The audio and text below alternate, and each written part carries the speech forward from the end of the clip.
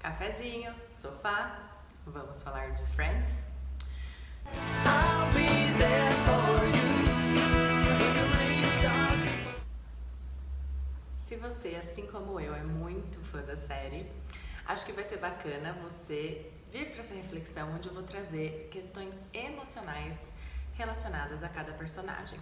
Cada personagem tem uma emoção que é mais desafiadora para eles entrar em contato.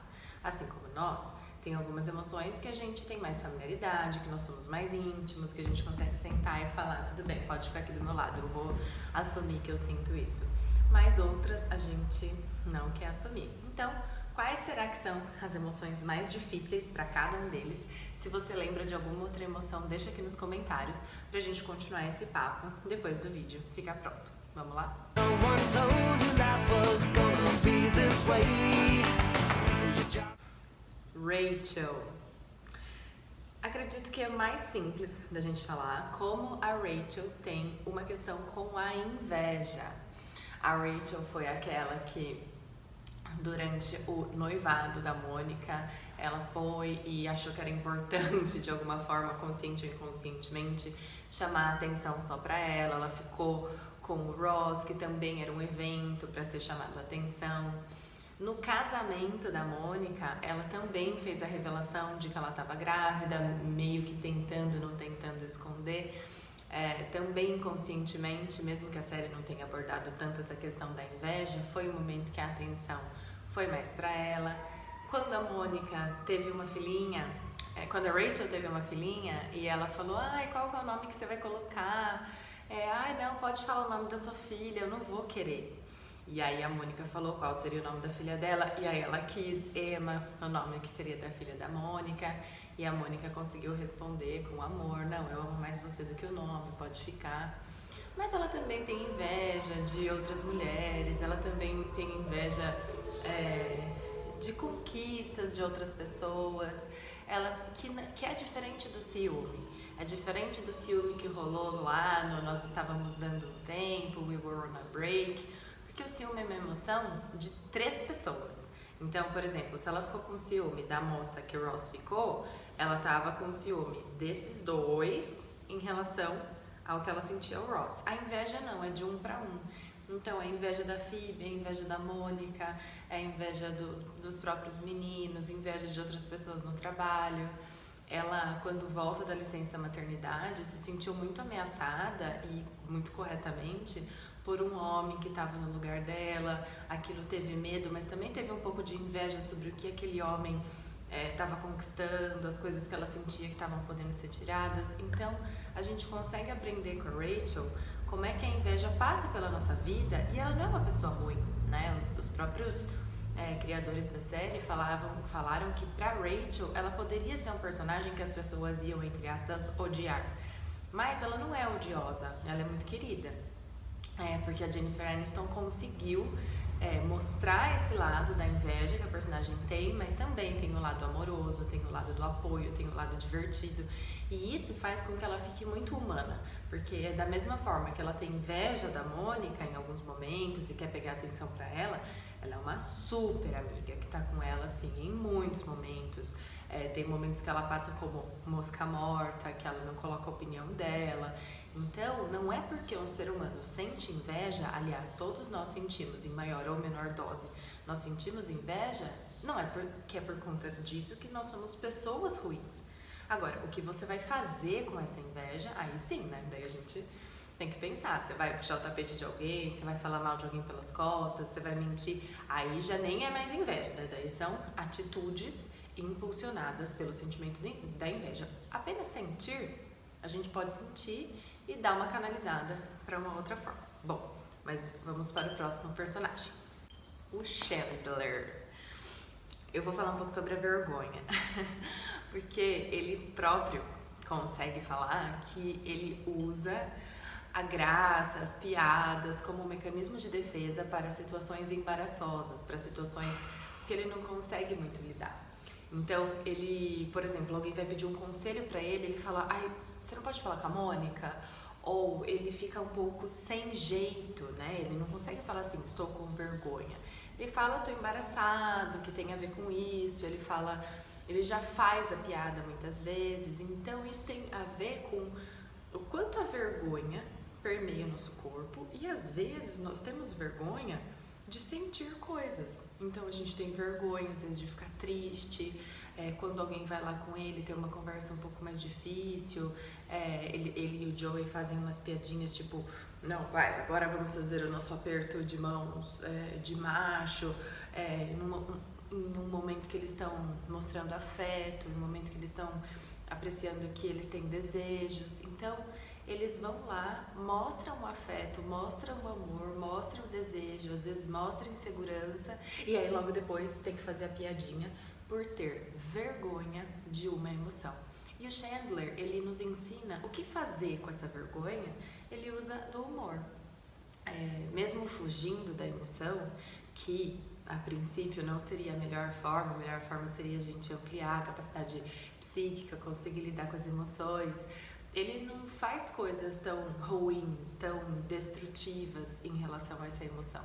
Então ele, claro, faz as piadas dele, às vezes ele magoa, às vezes pela própria incapacidade dele de lidar com a emoção do outro, ele faz a piada e deixa o outro sozinho, que sei lá, a Rachel, eu lembro do meu episódio, ela tava meio triste e tal, e ele fazia piada e ela tipo, ai não, só me abraça.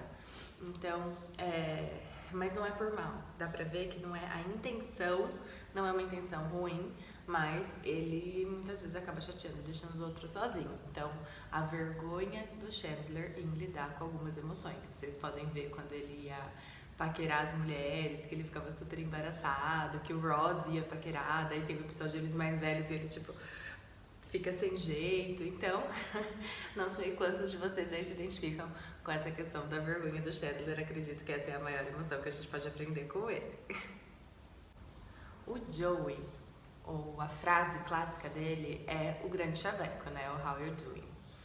E eu vou trazer a questão do desejo pro Joey, porque muitos de nós, a gente quando vai estudar equilíbrio emocional, a gente fala que temos dificuldade em assumir raiva, medo, angústia, desgosto, tristeza, que são emoções tidas como mais difíceis. Algumas pessoas acham, porém erroneamente, que são emoções negativas. E o desejo é uma emoção gostosa de ser sentida. Você ter vontade de sair com alguém, você ter vontade de ficar perto de alguém, você se sentir atraído sexualmente por alguém, no seu corpo é uma emoção agradável se você aceita essa emoção. Então a repressão sexual é tão doida que às vezes e a repressão emocional também, que a gente deixa de sentir coisas gostosas ou a gente começa a sentir coisas ruins por estar sentindo coisas gostosas, porque aprendemos que sentir desejo é errado. E o Joey não. Nem é assim, sabe? Uma super questão o fato dele sair com algumas pessoas, o fato dele dormir várias noites com várias pessoas diferentes. Quando chega alguém, ele consegue mostrar, né? Nossa, eu realmente tenho interesse em você. Quando a irmã da Rachel chega, aí ele já vai, how you? E a Rachel, não faça isso. Porque todos sabem que ele assume o desejo dele. Então, ele fica num dos primeiros, acho que é o primeiro episódio, ele fica no apartamento da Mônica, porque ele entendeu lá que ela queria fazer uma limonada pra ele, e limonada? Ela quer fazer sexo comigo. E aí ele se enganou, né? Porque pra ele é assim, tudo bem, né? Tudo bem a gente querer ter uma troca sensual, tudo bem a gente querer se seduzir, pode ser muito agradável, ele sai e me parece ficar confortável com essas mulheres. Acho que ele nunca saiu com um homem no seriado todo, mas com as mulheres ele fica muito confortável em conseguir ter essas trocas. Ele também abraça com aquele episódio que ele abraça o Chandler com tudo por trás. Ele consegue expressar mais as suas emoções. Ele é um personagem mais espontâneo. Mas voltando principalmente para a questão do desejo, ele saiu com a Rachel, então ele começou a perceber, é bonito aquele episódio que ele começa a sacar, prestando atenção nos pensamentos dele, ela é só sua amiga, ela é só sua amiga, ela é só sua amiga, bom dia, minha namorada, que ele começa a perceber que ele tá sentindo desejo. E a gente pode aprender com o Joey como é que a gente consegue assumir os nossos desejos primeiro para nós.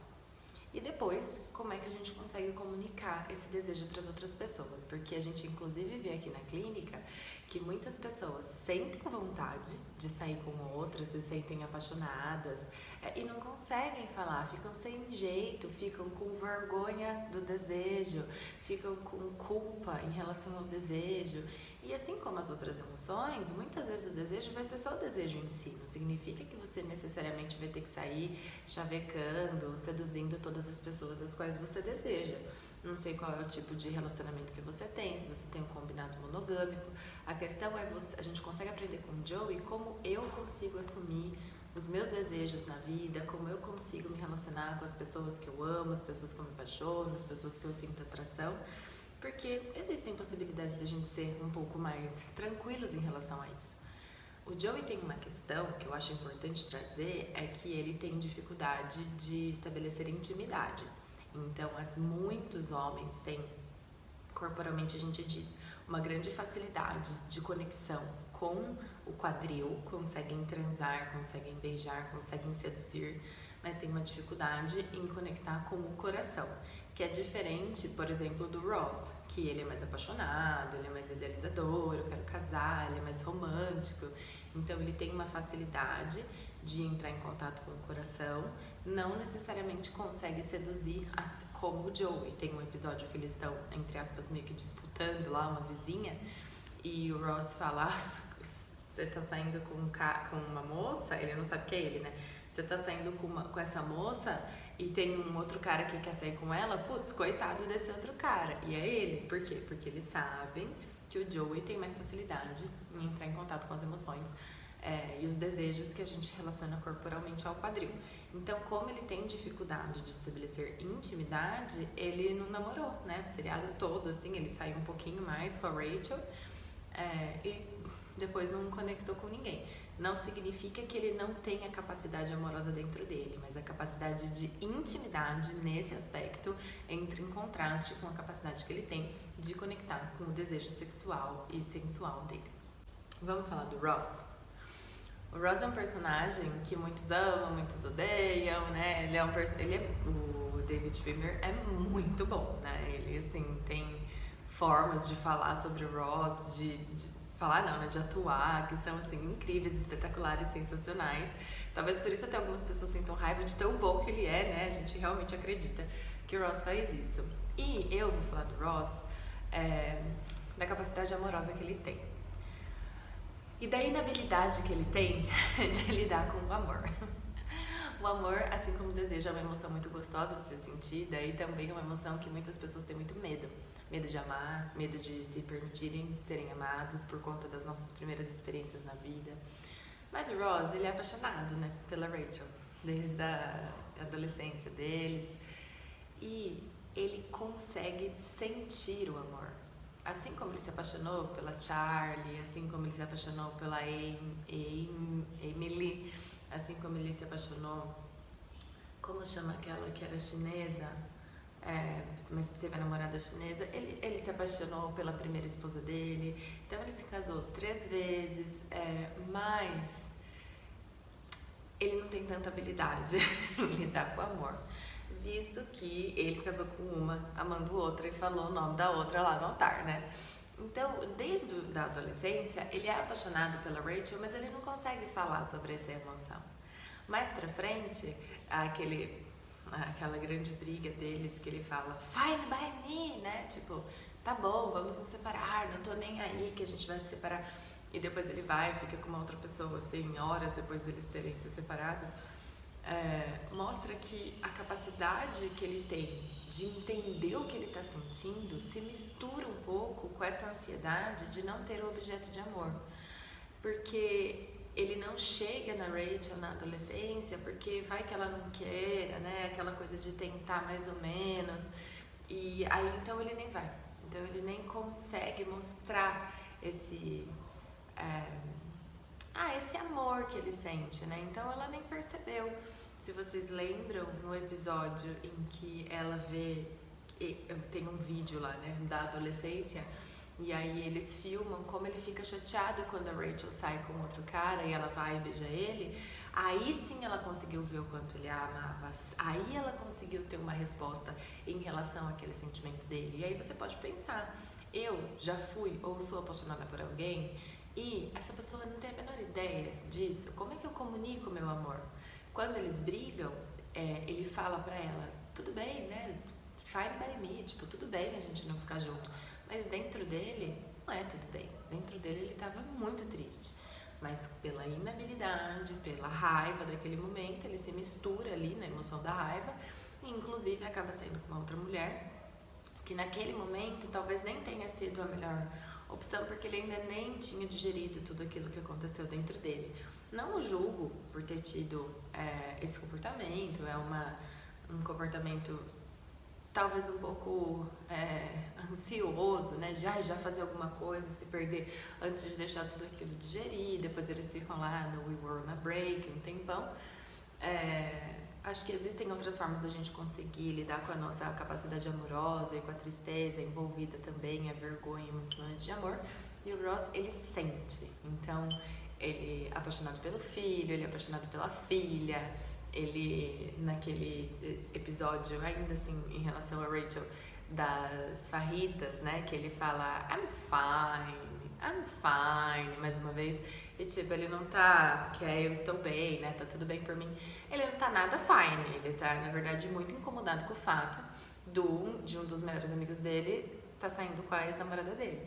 E aí, de novo, ele sente, né, aquele desconforto por conta do amor que ele já sentiu e ele não tem tanta habilidade em falar que não tava tudo bem com ele. E aí tem aquele episódio sensacional dele bêbado falando que tava tudo bem. Então, o Ross é um personagem, apesar de um tanto quanto inábil emocionalmente, ele é um personagem muito amoroso, com os pais, com o trabalho, ele sente amor pelo trabalho, ele sente amor pela irmã, enfim. É um personagem também que dá pra gente aprender com ele. Mônica, minha preferida, é o personagem que eu mais gosto, talvez seja o personagem que eu mais me identifique. Por quê? Às vezes é importante assim, a gente olhar para duas emoções específicas. A emoção mais forte na Mônica, na minha avaliação, é a insegurança. São medos que ela tem.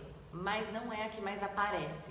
Porque você não vê a Mônica assim muito acuadinha, você não vê ela sem falar as coisas. O que você vê é ela irritada, é ela brava, é ela demonstrando firmeza e demonstrando a raiva. Não é assim que organizam as coisas, sai do meu lugar, não é assim que faz isso. Ela e a Rachel tem um episódio que ela sai no tapa. Só que a gente tem uma tendência muito grande de mascarar as emoções. Então, na realidade, a gente sente medo e mostra raiva. Ou, às vezes, a gente sente tristeza e mostra raiva. Isso também pode acontecer ao contrário. Tipo, eu tô com raiva, mas eu consigo só mostrar a tristeza que implica, que envolve nessas situações. E a Mônica, ela tem uma necessidade de controle muito grande. E quando a pessoa tem uma necessidade de controle, toalhas, limpeza, organização da casa, tem aquele episódio que o Chandler fala, eu vou arrumar a casa, vou deixar ela feliz, mas não é exatamente do jeito dela, ela consegue perceber os mínimos detalhes, coisas que estão fora do lugar. Isso aponta pra gente olhar pra nossa necessidade de controle. E se a gente tem uma necessidade de controle, é porque essa organização, essa falsa sensação de controle nos deixa mais seguros. Porque se algo sai do lugar, se algo acontece de um jeito que a gente não estava esperando, pode ser que eu sinta muita insegurança. Então, como eu tenho medo, como eu sou, não é que eu sou, né, mas como eu tenho uma tendência a ir para insegurança, eu controlo para não ter que sentir insegurança, para não ter que sentir medo. E aí a forma como a Mônica consegue exercer o controle dela não é através da gentileza, né? Não é falando, gente, olha, eu preciso que a gente combine um cronograma e siga esse cronograma para eu ficar mais tranquila, assim eu consigo relaxar. Não. Ela vai lá e quer que todo mundo siga o cronograma e empacota os pratos, né? Que são os pratos de porcelana, que é só para quando a rainha for vir. Porque vai que quebre, porque vai que aconteça alguma coisa. E aí a gente vai ver, né? E se quebrar? E se a cadeira estiver um pouquinho mais para lá? Então essas são formas que a nossa mente, nosso psiquismo, a gente consegue concretizar algo que está no nosso mundo interno. Vou explicar para vocês. Não sei se você já passou pela situação que sua vida tá um caos. Tá tudo fora do lugar, você não sabe se seu relacionamento tá bom, você não sabe se seu trabalho tá bom, você não tá legal, tá tudo uma bagunça, mas você vai lá e arruma a sua louça. E aí você olha para aquela louça e pensa: que delícia olhar a cozinha limpa, que delícia olhar essa organização. E aí você sente uma dose de controle e de tranquilidade, porque com a louça eu consigo lidar. Pode até ser que lá na minha vida, na escola do meu filho, com os meus pais, tá tudo uma zona, mas com a louça, com a casa, eu consigo lidar. E a Mônica, assim como muitos de nós, passa do ponto, né? Porque fica demais, né? Ela precisa estar tudo sob controle para que eu consiga relaxar. E mais pra frente, né, super emocionante o momento que eles estão tentando engravidar e que aquilo sai super, né, da zona de conforto dela, é algo totalmente fora de controle. É óbvio, né, que ela fica extremamente abalada porque ela não tem como controlar toda aquela situação. E aí ela, né, com muito humor, ela sempre demonstra essas inseguranças dela com a expressão da raiva. E eu vou só afirmar como a gente pode ver a insegurança da Mônica naquele episódio também maravilhoso que ela faz os docinhos para agradar as outras pessoas. E aí ela começa a ficar querendo controlar tudo aquilo, vai, você faz isso, você faz aquilo, né? Porque ela tem que agradar. E ela fala: eu sou a Mônica, eu tenho a necessidade de agradar as pessoas. Por quê? Pela insegurança de não ser aceita, pelo medo de não poder ser quem ela é, relaxar e poder lidar com as coisas que saem do controle sem achar que, sei lá, o prédio vai cair, algo nesse sentido. Então, podemos aprender com a Mônica como a gente lida com controle, insegurança e expressão da raiva. E por fim, vamos falar da Phoebe, a personagem mais desligada, que no começo foi tida como muito alternativa, depois parece que eles lapidaram, ela não ficou tão alternativa assim, ela é tida muitas vezes como doida, como muito que vive no mundo da lua, mas ela é uma personagem também extremamente amorosa, né, cuidadosa, muito sincera, às vezes a sinceridade dela assusta até as pessoas, mas a emoção que, a meu ver, fica mais explícita na Phoebe é a alegria. Ela, por conta de uma característica de ser espontânea, de ter bastante espontaneidade dentro dela, ela consegue expressar a alegria com coisas muito simples, né? Com, nossa, que bacana, com coisinhas, sabe? Não necessariamente com coisas muito grandiosas. E ela é tão alegre que ela consegue fazer e falar algumas coisas que ninguém tá pensando, sabe? Assim, na verdade, que todos estão pensando e ninguém fala, mas aí ela vai lá e fala. Então, ela consegue falar pro Joey, viu, desculpa, eu vou jantar com meu amigo, que era o David lá naquela noite, que ela tinha marcado um jantar com o Joey, tinha ficado brava com ele, que ele tinha dado o cano nela, e depois ela foi dar o cano nele. E ela falou, sabe, tenho que ir, quero ficar com ele. Então, é uma sensação, assim, ela consegue trazer esse senso de alegria, de eu vou viver o que eu quero viver, sabe? E depois eu vou lidar com essas emoções. Eu gosto muito da Phoebe, porque ela aparenta ser uma pessoa muito resiliente, porque ela teve uma vida que viveu na rua, a mãe se suicidou, ela não fala com a irmã, ela foi a criança lá que não teve os privilégios e não teve nenhuma troca durante a infância e adolescência como a maioria deles teve, e mesmo assim ela não perdeu esse senso de alegria. Tem uma defesa psicológica que a gente chama de esquizoidia, que é quando o ser humano consegue desconectar um pouco da sua dor e fica um pouco mais aéreo. E esse tipo de pessoas são pessoas que são mais espiritualizadas, são pessoas gostosas de conviver, tem muitas potências esses seres humanos, mas eles também se perdem em alguns momentos porque não entram tanto em contato com essa dor do que aconteceu para eles e também não entram em contato com outras dores. E a Phoebe, ela se enquadra nesse tipo de defesa psicológica que se chama esquizoidia, mas que não é um transtorno, né? É só uma defesa emocional e também tem um lado muito maravilhoso.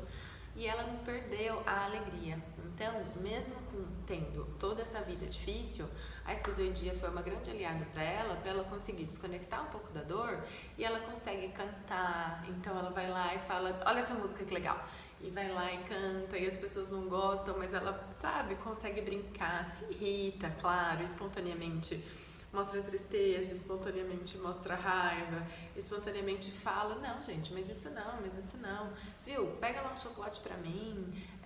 Ela que foi quem teve a ideia de, naquele episódio que as meninas perderam o apartamento, né, trocaram com os meninos, e aí ela tem a ideia, ué, mas por que vocês não trocam enquanto eles estão indo no jogo? É muito legal, né? Muito espontâneo e tipo, gente, eu não tive nada a ver com isso. Daí ela volta e fala, bom, na verdade a ideia foi minha, mas por favor, não briguem comigo. Não é, você vê que a intenção dela não é maldosa. Tem um ímpeto de alegria, de prazer, de deleite, também de amor dentro dela, pra ela conseguir se conectar e falar que ela gosta do David, depois falar que ela gosta do Mike. A Phoebe acho que consegue mostrar pra gente o quão leve a vida pode ser se a gente conseguir exercitar esse olhar mais amoroso, mais atento ao presente e não só às nossas expectativas de futuro ou de passado. Enfim, espero que vocês tenham gostado aqui dessa breve análise emocional dos nossos queridíssimos personagens do Friends. Tem muitas outras coisas ainda que a gente pode falar. O que você quiser, por favor, sugira aqui nos comentários. A vontade que dá de ficar falando várias coisas sobre vários episódios, mas aí também, né, vamos deixar para outros vídeos. Se você gostou, deixa seu comentário, vamos continuar aqui a nossa conversa. E, acima de tudo, não só Friends, mas vários personagens. Começa a olhar e perceber quais são as emoções que aquele personagem mais tem dificuldade, mais tem facilidade, para que você consiga olhar para você. Putz, e eu, né? Como é que eu faço com isso? Eu consigo ser tão espontânea quanto a Phoebe? Eu consigo assumir minha inveja como a Rachel? Eu também tenho essa defesa da Mônica, que a raiva disfarça um pouco da minha insegurança?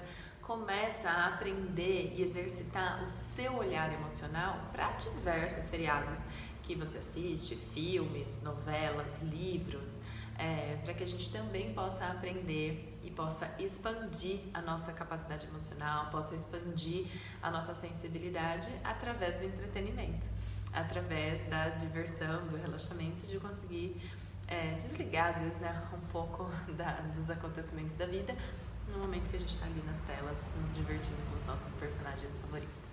Um grande beijo pra vocês e vejo vocês mais pra frente. Tchau, tchau!